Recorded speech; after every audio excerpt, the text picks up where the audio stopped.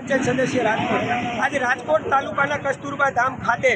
જે આવેલ ત્રિવેણી સંગમ કે જ્યાં અત્યંત પૌરાણિક સ્થળ છે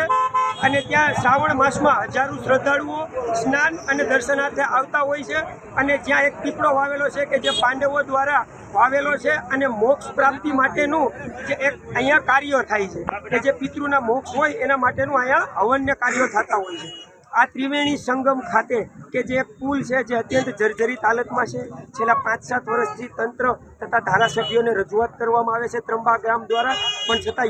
એક પણ પ્રકારનું યોગ્ય નિરાકરણ આવેલું નથી। જો આ પુલ તૂટશે તો એની આખી જવાબદારી તંત્ર તથા ધારાસભ્ય ઉપર રહેશે।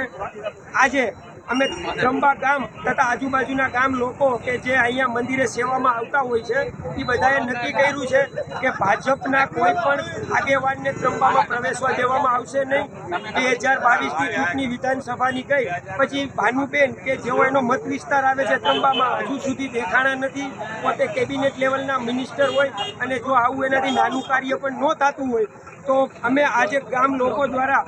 ભાનુબેન કે જે ગુમ થઈ ગયેલા છે એવા પોસ્ટર લગાવેલા છે અને ભવિષ્યમાં એને પ્રવેશ બંધી કરવામાં આવશે,